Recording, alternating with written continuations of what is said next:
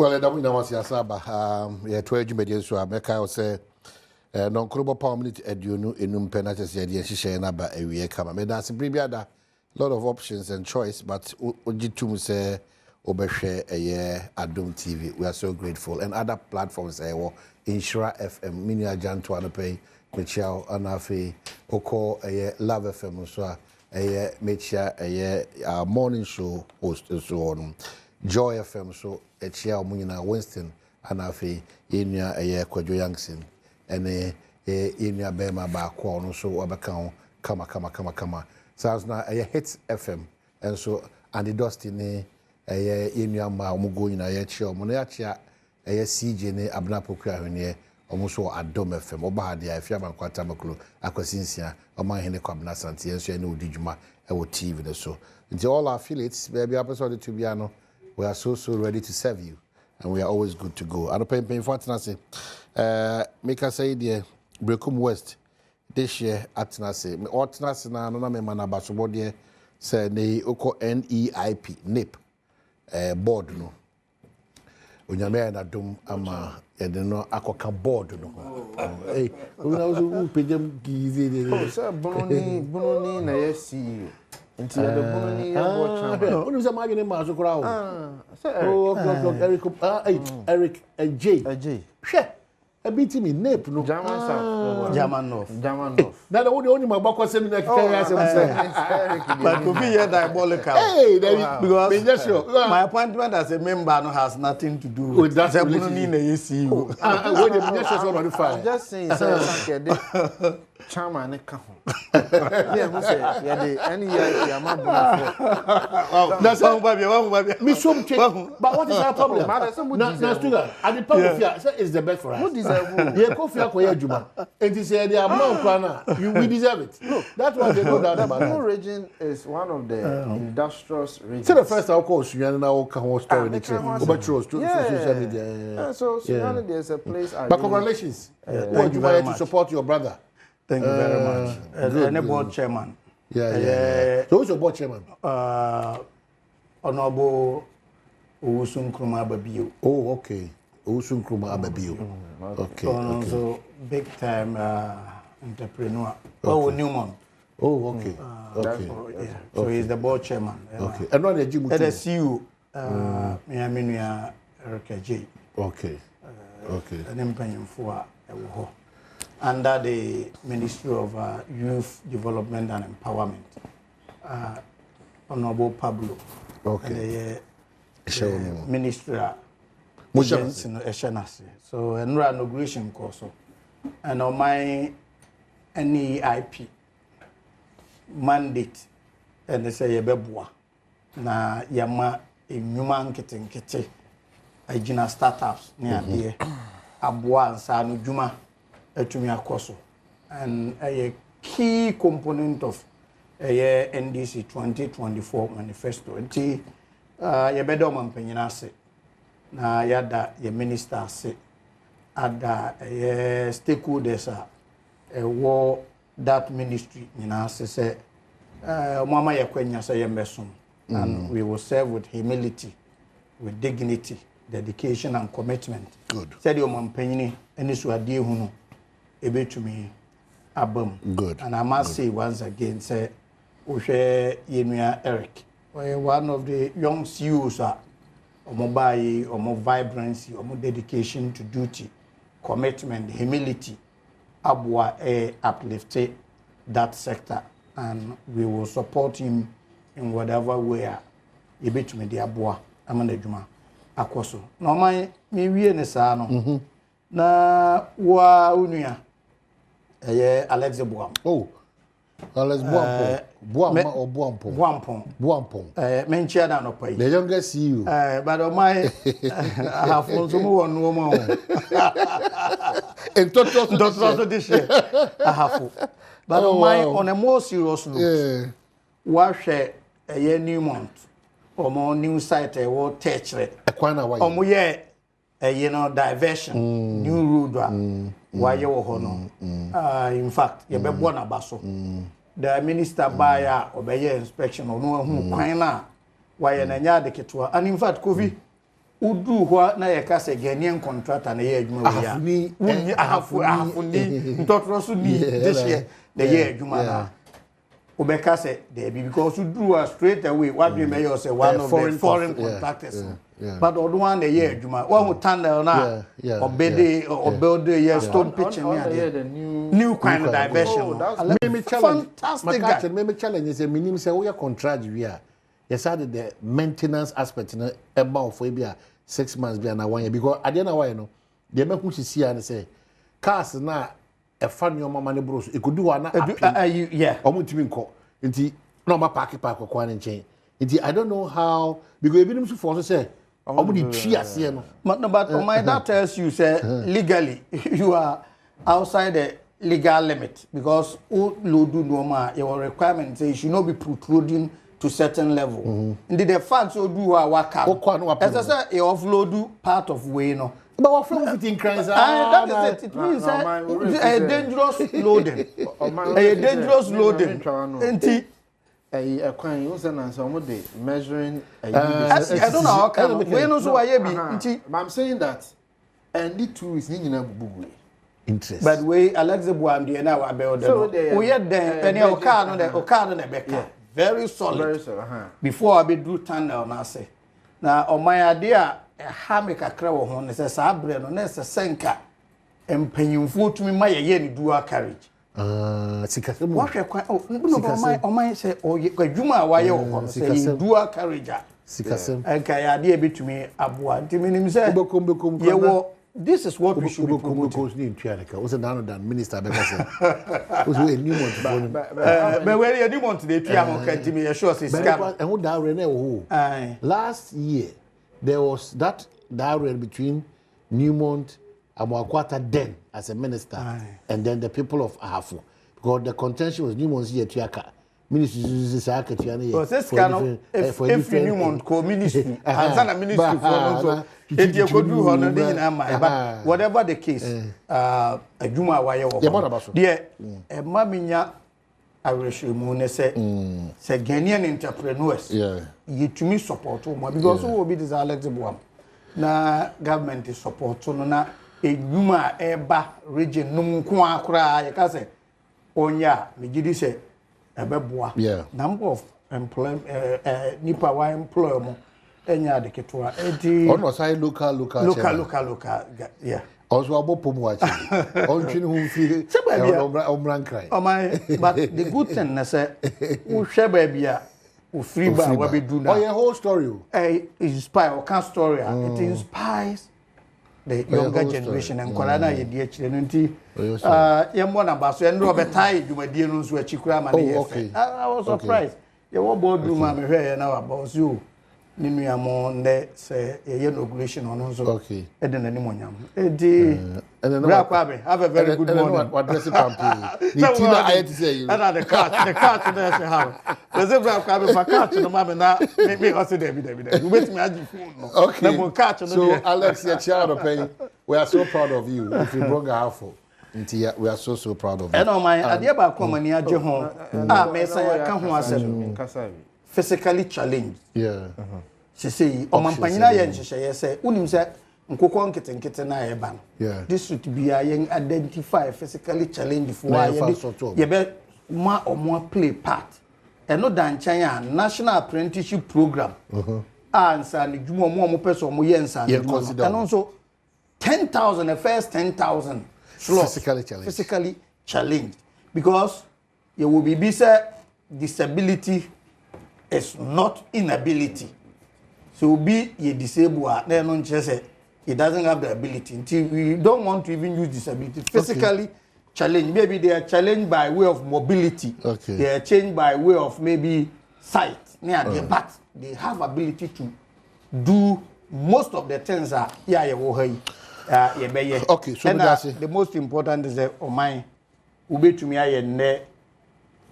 said it next moment anything can happen. Exactly. So unya abanya the policy yes egalitarian treatment of all persons. Egalitarian means equal treatment of all manner of people, and equity is key to physically challenged. That is the way His Excellency the policies also benefit whatever sector biano.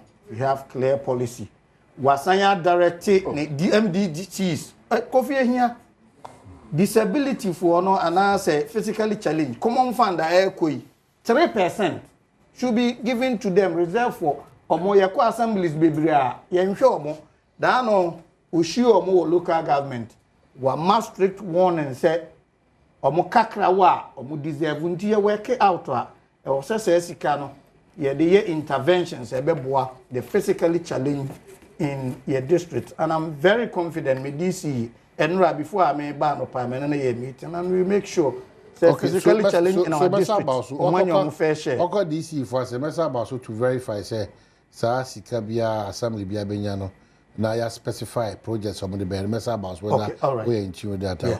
But we are privileged or the aid to our former vice president and a potential flag bearer for the New Patriotic Party in aid. Your potential. So the Omaha share arrangement to Omaha here. Kofi Mwa. It's share back. Kofi. But you could see a kind. It's your money and Menyapo or your aid to that. We want to do more to say that we are sure what them will be enough in the Bible. Kofi, and I wouldn't confident to say, Papa, what's it all your diabolic? What's the mischief? Who's that? He knows very well. Kofi matching. Kindly say, agrono so a kasa me diabolic. But you be able Onyamiadom. the former vice president who ye. Onyamiadom who ye. O lazy up the boot to say Ojinem Bawe. Oh, my some medical culture. You focus here in Cabo. Kwan be first so be party no abom. Banyame Adom obeko. Party for the krata be tudwa say omabie kwan mu say wa opese onso ye to so aba no. Fa wodin bra odin din beko. Eno de emre ne so a no two ways about it. He's going to contest. No, by trying the right processes. Osmally good before the party people are saying for Osmally good, sir. Oh, Era Mahmoud Baomiane Kandinia with Dikaya party Markotoaba Onya 61% in the history of our party. And the Canphobe brave by the percentage of Onya for the first time was the highest. Nijidi said Dudu Poba Bekaho. And Nam Edumadin and it was some power the Ama party. And Repemu Yebedi Sankomono. Mpensenpensenmu ye bechire mu di ntia osefata se yesama na kwenye tosun na ode beboa ema party ni konimdi a yehwehwe eye 2028 no yensaka osefata party for dodo na wakoma pa ewo no ho se eyampa se ye de manual ono ne kandini a obetimi aboa ama party no de yehwehwe no yensa etimi aka eno de me I have no doubts in my mind about it. Yeah. I see. But what observable space about their 24-hour economy? So I say it will be difficult. So it will be implemented, but quite difficult. Yes. You know, and also we here 4 billion. Exactly. You know, we cost some million. So I say now no, I turn gold and 5 billion. To we cost some how about some more 4. Now or draw attention to. Impactor gold board no two or much say on the say impact ni enfa bi nko 24-hour economy nti we dey anya how ono mo kwa na mo ko can say me to say yes am je viton gold na sika no e bag him sin in change Bank of Ghana say o si travel you know so be sure ka say sika ni go on the good dem na kwa e some mo kan say on our fixed economy no na bibia ye kama na then nti me dey yeah, me say no say no aduma gold board no no yeah enye nsunsuanso a eye papa e wo aban ne hihye nti enye nsunsuanso papa ne bi so 24 hours ejuba so eju so just say sika na o mapa egu o fa bi nkoboa but eno na enye nsunsuanso ama dollar no eteba form eno na enye nsunsuanso ama fuel prices eba form could be a contributing factor Kofi amai Kofi Aban is 10, Abochi is 13. The official 10. Yes. Black market is 13. In fact, and now I know Kase. That's how buying any business on black market. Me say, and now I know Kase. For businessmen, importers. At 12. They go to banker. Dollar no kromu nyebi. And then last week, Madam Foucault did $10,000. And then they are discouraging that. They can't even, no, not they are discouraging that yes. To ensure a certain sanity. They are discouraging that. And deliberate. We are talking about people who have documents and what they call cranium. They can't discourage it. Doesn't have to do with importers. On the Okutankrata, Nagana for Onya dollars. Nano TV so. Unia Bernard Avle interview our year. One of currency experts better now was saying, Omo call bank so omo pay $5,000. Omo nyebi bank for no free abochi. Emma abochi ni buy no kuta $1 million. Abuchi. Yes, on TV. A which bank? No, maybe a particular bank. So you move to me say okuta one. Me see TV so channel 1 TV interview omo year no. One-on-one with Bernard Avle. Yes, 1 million. So, Mr. Omaye, the distortions in the currency sector. But I agree. Yeah. Okay, I say, Bank of Ghana for some tata abuchi for no can say. Yen come here because one of the major problems we have as a country in terms of our forex is abuchi for. Of course. That is why I'm talking about market distortion, currency distortion, because you see. So we say what the dollar number 10 na. Eye say ono mu a adwadifo na omu kodi dwan. Unya bi mom. Wanya bi amom a he no mo beko. Pa unya bi ma omu. You see banks na wo ho no. Commercial banks. Omu no omu koji dollars ni free Bank of Ghana. They are the custodians of the dollars. No mo di amom. It is all cohon when you be a mawa, a chlessa baby or tree free no. And banks are now directing Ghanaian businessmen to go to Abuchi. Ibakuvi, that is very dangerous. I'm telling you, live on TV, me am shaming. Was it Papa buy $1 million? One person.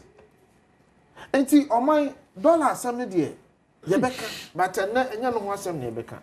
And then July 1st. Oh my Kofi Asema okay me mama kakri. San say banks no so me minim. Just last Thursday a friend could be dollar account. A particular bank. Yeah. Manager no madam for no discourage say I mean they are not so enya dia banks no kra no encourage amanfo say so to tell me say banks any dollars at this it depends. For instance, me bank here APSA. Me bank here APSA. Me co-host here. Na me to kwanya de me. I mean, rate no e form. It depends on the particular bank. You can say dollar. Why at this stage? I was very careful with my utterances. So maybe one particular bank or running. Or my own say, wow, CD account. Sometimes Ubeko bank to me say. Sika pen that time. Omunya. Efe na bia omo edibi but dey bia a temporary shortage. Interview importers and the business. In fact, truth also is that I have a voice here and I hear discussion on the positions. No, this same complaint. Two. The first phase was that you call see a copy sikana yenya. No, my reference here called black market. It make one the contention that the survival of the black market in for the church. Is it what I mean? And for the church, because for black market to have that strength all the time, say or shortage crown boom boom. It's another matter. But for a bank to make that reference, it's also very it's even against the law. But Unibia, you don't have it. But all references. When the people who are trading have not been licensed. Let Ubako Bank, so Omutimi say, rate, and your papa, yes, a black market. It's just the reality. But that is very dangerous phenomenon. Dangerous phenomenon. The 1st July. And see, insurance. As in the car insurance now, once a month. Car cry excluded. But one say, I overcome you effective today. Oh, I feel the material effective today. Honorable more ecotanas. Decision on my taking say. Wow, non-life insurance aside from motor or auto, you be charge you 15% plus levies become 21%. Enti bambo ne ahotoso a wabrabo a wo bo. Oh my. Kufika 1st July dey about. National And now your holiday, National Thanksday, but holiday, but your transition, Republic Day. Okay, no no crap. 1st July. 1st July, and the 1st July, okay, Republic Day once a but my say pass holidays amendment. And they are buying for buy. And they are buying for another contention. I buy for buy. That is how you have played us. It's what because what I'm happy is that but you better justification. Are we talking about justification? Holiday holiday. You are not holiday. But let us draw our viewers' attention to the day. Say a special day. No problem. A holiday. No Thanksgiving service. Exactly. No problem. Yeah. Automatic. Okay. Yeah, I can worry. Okay. Yeah. So and then ahobamba na no plane ekokumase. Na shaky. Na bia obi ato travel insurance atoso. Se mesimi dan mato insurance atoso. Ene Ghana ban a honorable ka ho. Omakoshe kokwa mu pass mra. Na onu kwan am fa so announce no an say GBA dey to on Facebook o. Asa They not even what here on say make ho asem 1% make. Not Kofi, even you pass him rather than me. You pass him rather than me. That me person. Oh my, you see. Oh my, me say you pass him rather than me. Now passing in daben. Daben you pass him. The effectiveness no. You pass him. You bra wo dada. Ah, mo pa mo ta na mo pass him da ho. effective 1st July. Effective 1st July. Kofi, what about me do all about attention? Kofi,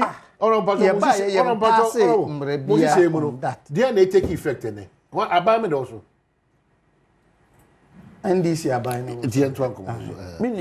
But also you call pass him. But say you correct your mind. You see count here. Meba count here. And then cardia so you say. Now you pass 1 CD. 1 CD eh. Say you buy you nyina hu say ya yembra say the 1 CD be careful. What I remember. I mean cancel. Finance minister. Yeah. On my way and cut topic. Finance minister. CJ Mpensenpensenmu I did that hayo. Kofi be so yi ade ni nyina efi ho. Na you mama kasa. Kofi ade de wo hayo. O mama kasa. Okay, so what as to be of Kofi Juma mo story wo ha. CJ story. And I know ya beba ho. When you free topic. And then am baby en kan de no. Aka ba yi. Brekum West for. Why educate you? Why educate you? Se me nuanom mo soma me ba na hye bedwam no. De me ne ma ban aye ni. Nti ne brekum wo property a wasi udan awi a wo de insurance ebeto so no aban no beji wo hamu abupen dunum oyo the levies insia to 21%. Yes, na wo wi a nti wo wi a over say wo dan ne ye $100,000 a $21,000 na betu ama Ghana buy. Brekum West information betu ama hwan? Ghana buy $21,000. Sedani 100,000. 21%. Insurance no utua de ma buy. Meba. Miss. Oh my go insurance. Na insurance VAT na ye je one na buy futu. VAT o my VAT one e kono ho. The NM say we buy futu. It is a premium 100,000. The VAT aspect of the company. VAT plus levies 21,000.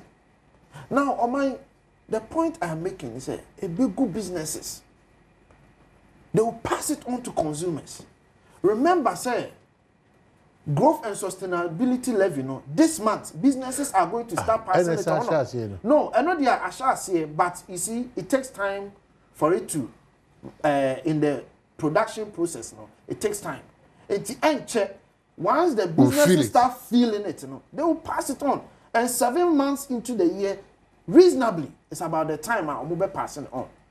We are the 14%, 14.75%, and then 2.45% on electricity. Starting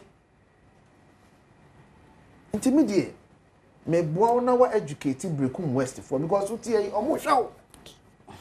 And can the emission is I can pay wafer a passion nanko brekum west. Kofi me free ho Now what did stakeholders meeting on Sunday. I said we can once more. Kofi O can once more. me ba parliament my year town hall meetings ma 18 I always into your mind me dey see here na say plastic and so a ye nuanu brekum west for ebia obi a oye na dwuma kakra okoto plastic products e dey na dwuma na 7%. But say no, you are kicking against that. Now only 3.8. You are kicking against that. Oh, money we answer. Intimidate. O mind dey make can say ene July 1st they are expecting. O man fe betimi akoya asem so. I see. Honorable wo bi kan na ntwiri meba dey ntia makọ say amayin. VAT 15%. Na ECG no so dey no. Oh, ECG mo dey o my okay. Di keke. Unim se PURC e wa de bia ye frɛ automatic adjustment every quarter. E wo over the years more time enye NDC de dia ba. PURC ye tariffs no we are every quarter a automatic adjustment. No normally kuro monya announcement. But for transparency na Ghana ye be mo obi ehunu nti eduru ho a enti enye to ofufuro bi a ye dia ba enye increase fufuro bi a ba automatic adjustment of the tariff na ewo ho enti Kofi Beka say ene yakofa 2.24% that say Beka he knows say automatic adjustment of the tariff no it doesn't mean increment. No, it means tariff adjustment doesn't necessarily mean increment. Not all the time. Not all the time. Yes. Yeah. So what are you saying? Yeah, but it depends on and the other. And want to move 14.75%. Kofi, what I'm saying is, I don't know. What are the indicators? Kofi, what are the indicators for the automatic adjustment? What are the indicators? Yeah. And you look at the effects, you look at production, you look at all of these things. Dollar from and then still now energy cost. And yet government, you know, they determine for automatic adjustment. Main tariff, you know, but main tariff. Government has always interfered. Even though PRC comes across as independent, government upon government, but for interfere for this automatic adjustment, it depends on those factors. Factors, you know. They determine whether there is going to be increase or there is going to be decrease. It is what I'm saying, automatic adjustment. A good time, fuel prices when they apply the same formula. Fuel, looking at the indicators. So, factors in the case of utilities near there, and forex, any taxes. You look at also energy sector. Debt, any other factors. Law your passes say once the baby want to deal with the debt, we've not been able to implement. The debt is still sitting there.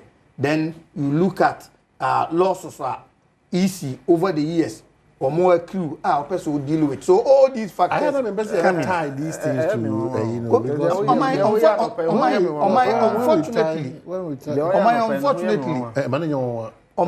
unfortunately, and they come into play. Okay. Now I'm surprised and Kofi picking and choosing. And Roma and topic what to say. Okay. What about the GBA? Go into the because he was no would the Ghanaian WD for the Ghanaian entrepreneur. So running away from Kofi. So there's a lot happening in that space. Okay. It's Mama. Okay. You know, especially when the GBA talks about, we should be watchful. You know, we should be careful how we are dealing with this. And then matters of Kofi Juma and Hanan Mpensenpensenmu, Yoko bail conditions and all those. So, just speak to these issues for me. Yeah, on my measures here. In fact, CJ issue now last week, getting to the latter part of the week, me call radio stations too. So. It decided said no comment on raise issue no because can't. But with the intervention of GBA no, them say take another twist. As I said, you can't asem. Na the omai have me kakra ne say wohwɛ occasion na GBA assign the kokan sa asem we na ama the reflection, the solemnity of the occasion ye dey kai judge for omu free mu ya ye ka said never again in the history of Ghana. What a media reportage, nobody is talking about the significance of the occasion. The attention has been shifted to CJ, and that is very sad. I feel say it was say ye sa to irenchem na to o man no and local Supreme Court or Monkaidum esisi or kai say as a country judiciary and you may go to court and be at the wrong side of the law. And now so before say when you justice I would share. But that is still better than say what system a judiciary no nye adwuma kura. At the sense on chrofu o man ubenye obi a onfa no kura no nye adwuma obeye diabolical onwa befa a sensationalize a blackmailing ni ade. But who jina no so ko ka sense on chrofu adwuma no anywhere. Look at the alternative. Say when the voices of the people are silenced, you can so upon so benya few individuals no you still have a better far better system than say you become man for kasaboa show muyem. So in the past we who say aban between you no to crack down on the media na ya yemra ya dey stifle free speech ni ade enti eba judiciary in sense ma e ade a e ya koma so yi e say obia uhia justice I was all running to them. Whether you are happy with the verdict or not, and my system no, ekoso kama. Otherwise, there will be chaos. Enti judiciary asem ehia. Na mom the sese ye nyina ye dwene ho de ye adwuma. Ene se ye sign ewo constitution a ye di bu oman no. Na se GBA consistently ka se processes no entranketi omon restore sija na minim babia sa to me no ifriba because constitution no eka clearly what should be done and oye anything contrary to what the constitution is done it is unconstitutional na mesha ase amaya kai precedence ne noma ewo ho Yebekaya in July 2017, lawyer Maxwell Opoku Ajiman filed a petition. Etia Yamame Charlotte say. Na petition no ochire se ogina isi fo adwuma ye fo bi a omo ye aggrieved edimu and say group no me me free omo amorphous group. Ye ka se bibi amorphous so atese na identity no nye clear. Ebesi nne nipa omo petition ye no were not known. Ye maame Charlotte say lawyer that time tado sorry. Court to demand said they should produce the list of the petitioners. That was never produced. That notwithstanding, President Nana Akufo-Addo, complying with the Article 146, 1 of the Constitution and the subsequent provisions, I refer matter to CJ then. That time, na ye maame Sofia Akufo na Chief Justice, or establish a prima facie case. Eji to mu se petitioner Maxwell Opoku Ajiman dia ba o kire se ogina ho ma nipakuo bi na sa nipakuo ni yedi mu omo no still case no esese ye hwehwe bi sete committee no ye ni hwehwe mu wie ye no or the report come President Nana Akufo-Addo on the 28th January 2018 ye da sorry anopa na Nana Akufo-Addo declared about bonten say we Charlotte say Eddie Wayi Sule Amadu, the deputy, one of the deputies said, "Ye maame Georgina Opoku Amankwa nso adi." So ye taeka Charlotte say nko ade do. Ye yi Charlotte say ni the two deputies ni nyina adi. Sa abre no ye nyina gitu mu say Nana Addo was following Article 146 and the provisions are ewo ho. That time ya anti say GBA a complaint and in fact, Omai na ye the president bia wo Ghana ha se ye yi electoral commission adi enti ene die ye omo ka se we ye the president no at the time Charlotte say you go through this process na ne de ye court mo raise human rights issues say oman obi accuse you na accusers unimu omo legal representation no ne gina ho but the people are omo accuse you no be seen ne wa hu omo yet the processes went on emma ye yi omo adi abesin ne and GBA never complained and ama enei nipa bi dwene ho se die na asesa because wo hwe constitution na oman ye ka se ye yi we a e chaos beba ye yi we e chaos beba no ya hwe article 69 no so e kire president kwanya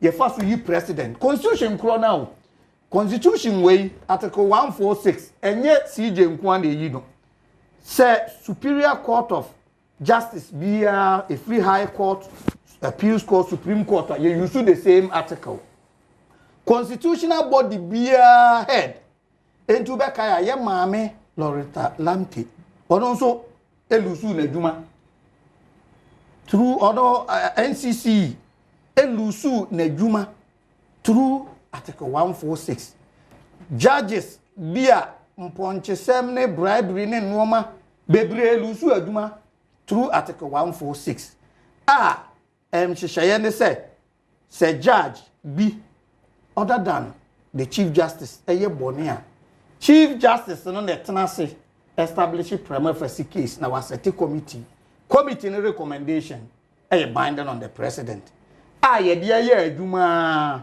ana mra kro no so a kire se judge bi ye bone EC ye bone NCC na chief justice and establish prima facie case ma ye set committee di boko adu a se chief justice nso ye bone a say necessary ye no so be petitioner ono nso president ne council of state entra se nhwe se case no case yesese ye hwehwe ma na council ne president na se omo se yesese ye hwehwe na yesese ye hwehwe ma nhyehyeye no say constitution ne se yesese ye hwehwe ma president yi supreme court judges bienu na onyi timaimufuo miensa sa timaimufuo no omo nye lawyers omo nye MPs na omo nka council of state ho president yes a nhyehyeye no committee no atenase enti dien na nhyehyeye we avaleti sana constitution na so asanya kasa se president nso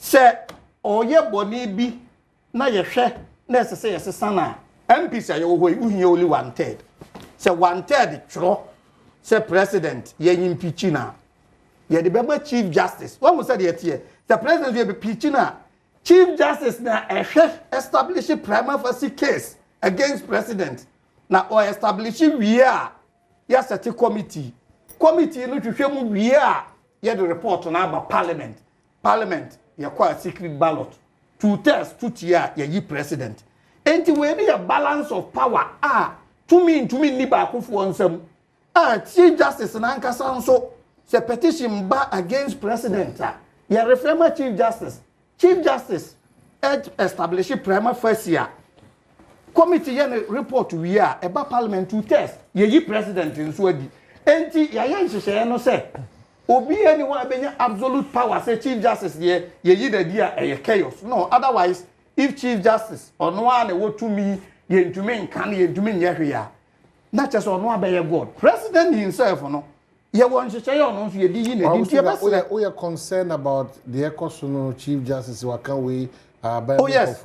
And I think the chief justice is not being fair to the system, to be with all respect. In fact, will be our rising to that is why I'm me commenting on the issue. But on mine, would ya judge if we say judge at case so I would be asem. Na Nipana would do more asem no. Will be decided say or by a press conferences actually didn't say much the Ghana.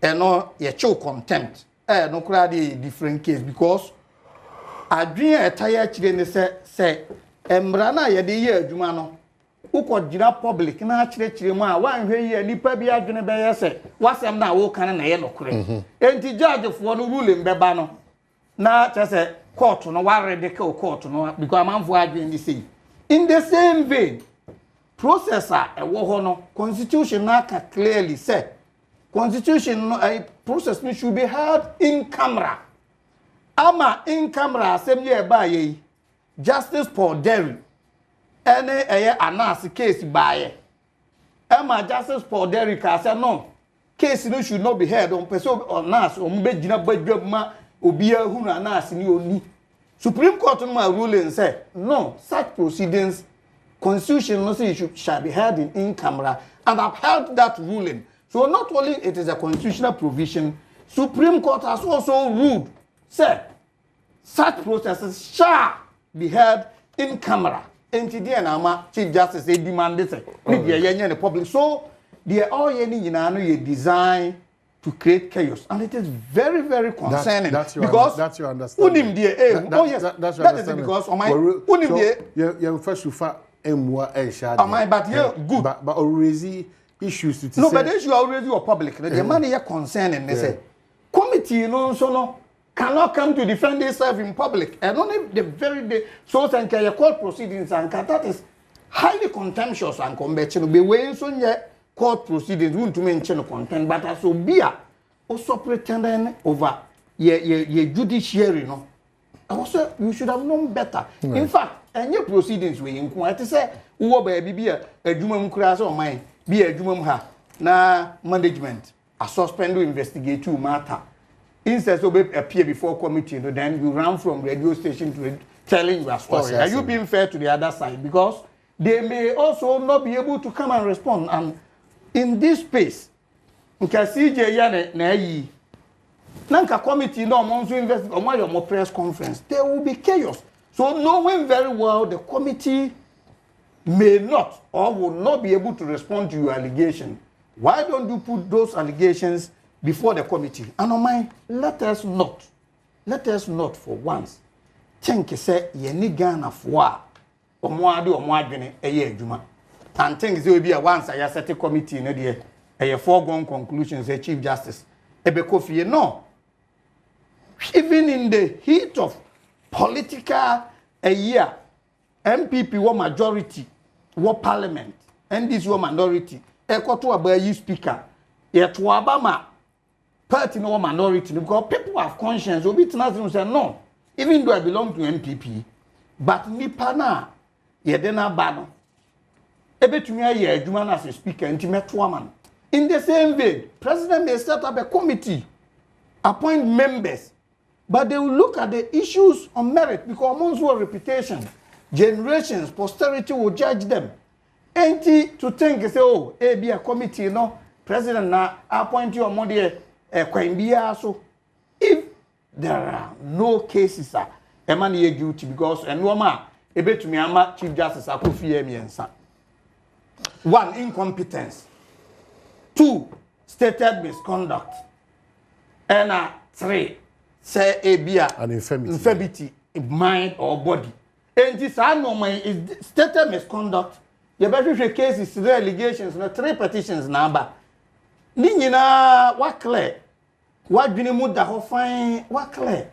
Incompetence. You have to share cases because it is not just a matter of just stating the Chief Justice is incompetent. You have to back with evidence and documentation. Now, the accusers are not and to me. At the end of the day, committee will exonerate her. Until the end of the day, the son is a decade.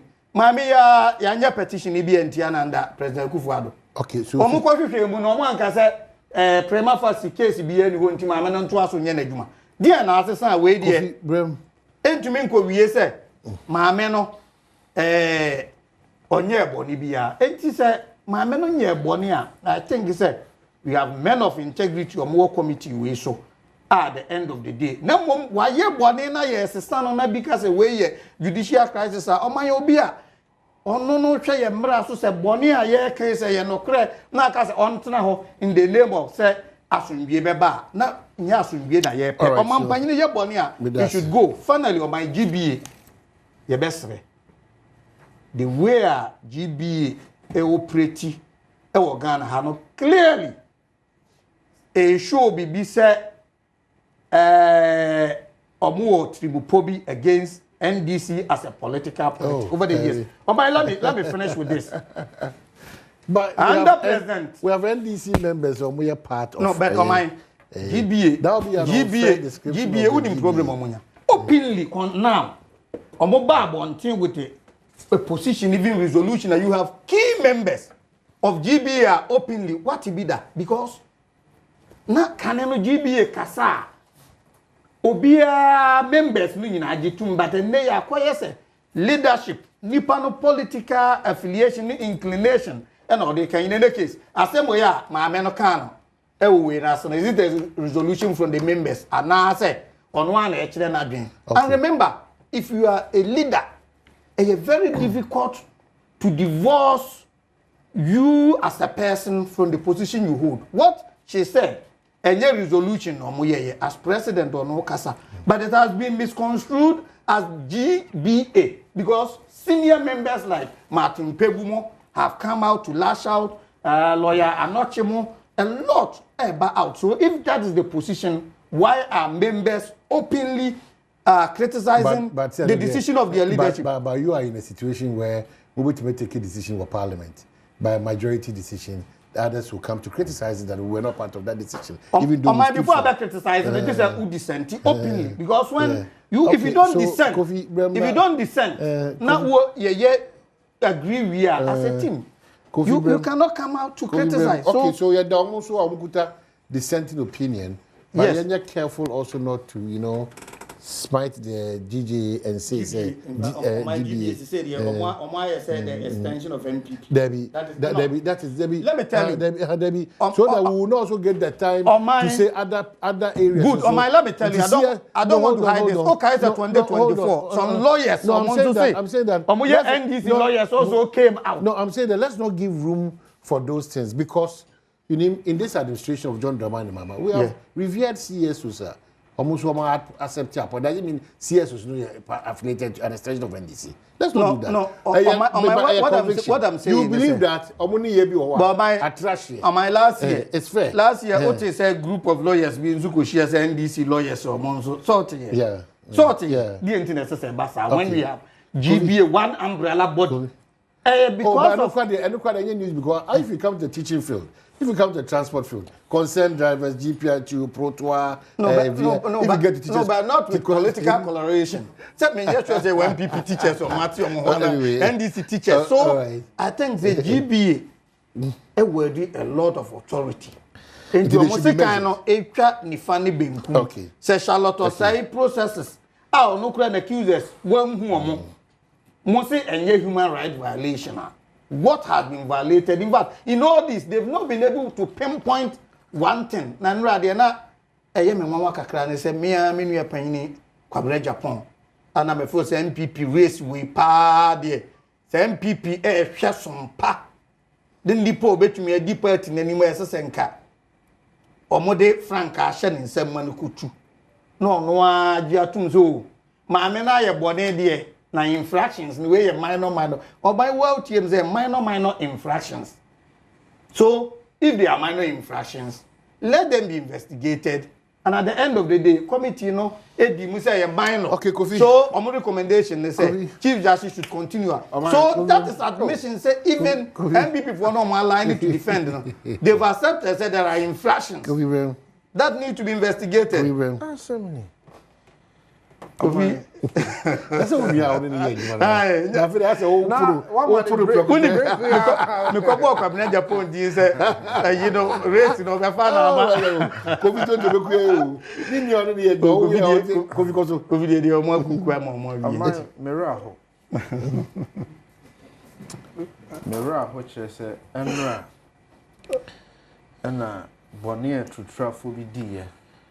43 years ago. That's what we should be talking about. Ekofa a judge for almost some or minor. Ekum.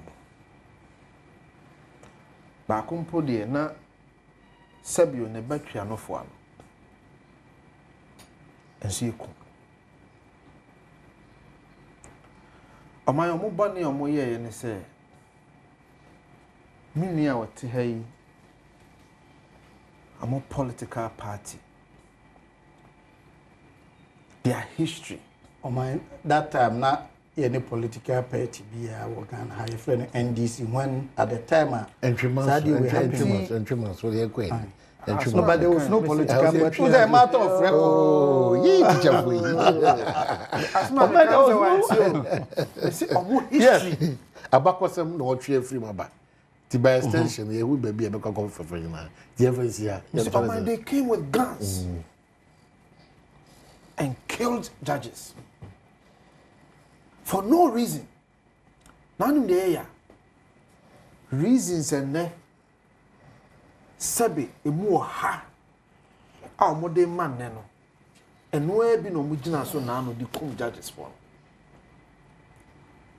So they murdered them with guns. With all respect, and then, I think we should not allow this. Say omukum judges no.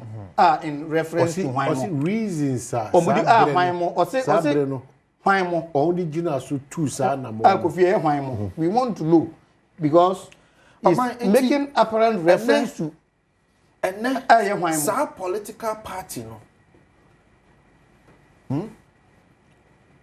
Omun chilima. Omo shase na no. Ena Torkornoo. Oye bias. Ena Torkornoo. Ojina baby.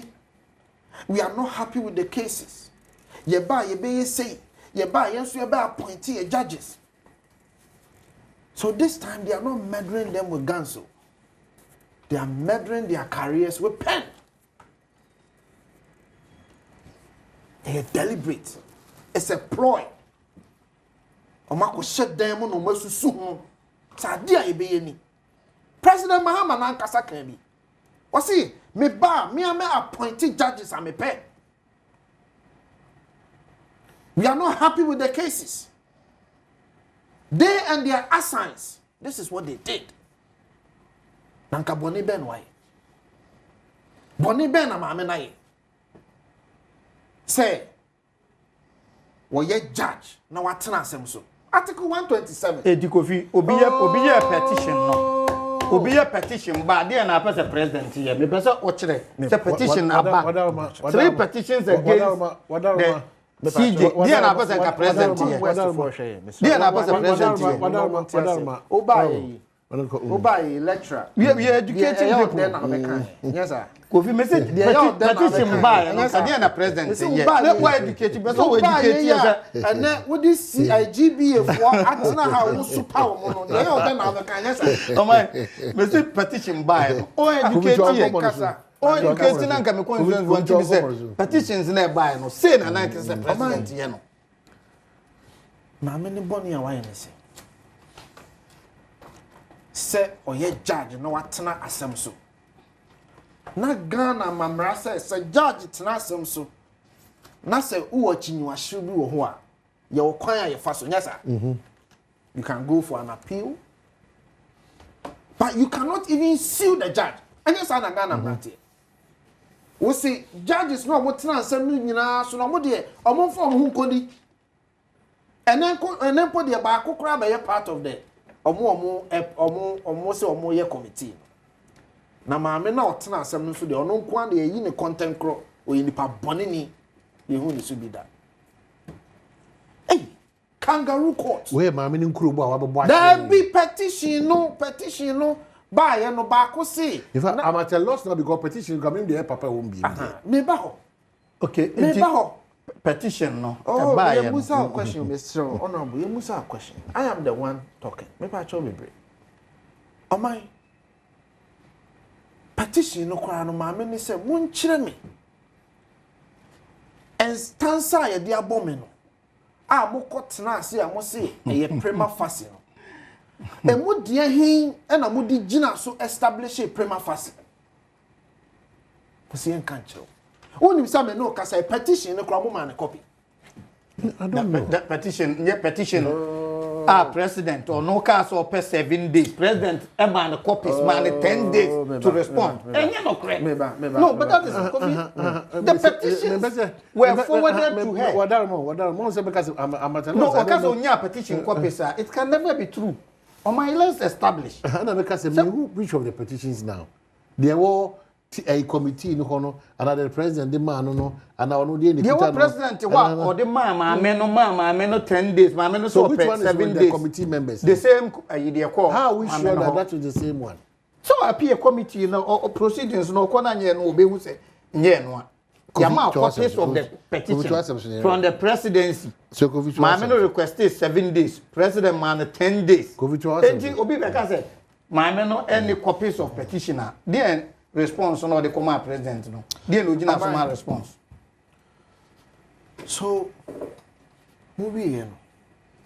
Ghana mamra kire say what the intansible bi a o ho kwan so be fa lawyer.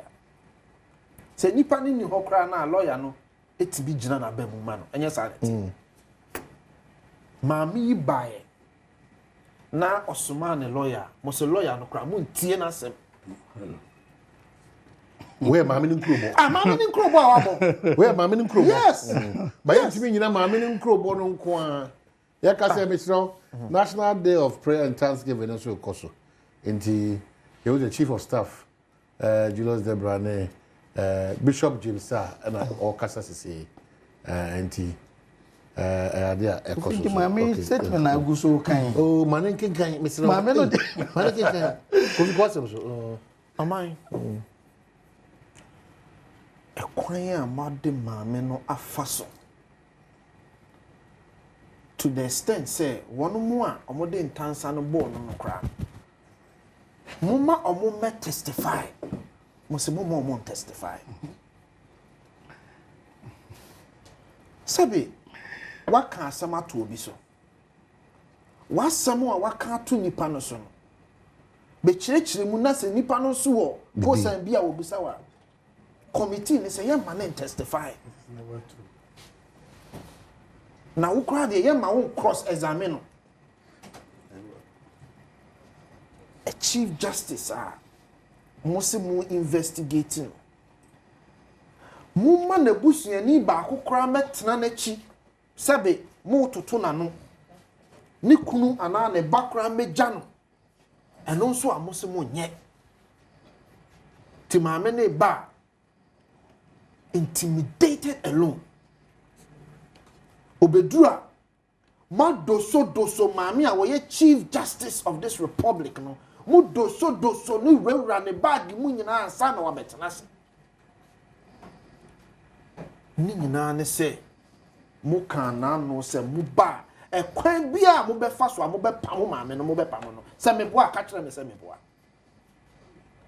me na se poni tiri mu pa mu boye na no eno makɔ hyenkofo bi achi sa omunfa petitioner sabi emu ha we enfamra na mufa mu ma me nanimu ase cause na de muntimi mfatuo bio nti na mo de pen ene be gu ma me nanimu ase. Mine repeatedly, I take serious exception. You can take serious exception at anything. You can take serious exception at anything. This is your party's history. No. You can't run away from your party's history. That is your history. You can't run away from it. And this is history. Now, on my... Oh, gosh.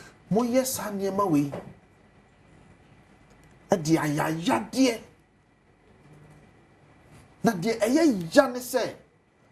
Baby a ne wo fire ball po eku ne wo fa anu say papa na wo kana asem no na wo tene nche na ma me ne tene nche akwa baby e ball po ku e ho na mo de na kotena se mo toto na no. All right. Enti o man adia NDC 4 year president amu seti se ne obi ne mo nya adwene a te se de kane no mo ye no so obi ne mo nya adwene a ekwan bia mo be fa so a nipa mo ne nya adwene no mo be yi na firi wo no mo be fa so. No, but that's my question is just friendly one. Charlotte, position was Charlotte or say, for that conversation, Charlotte, now MPP, my bench, the mobile will be in the the same processes. I don't have a position. The same processes. I don't have a position on Charlotte. I have a position on Torkornoo.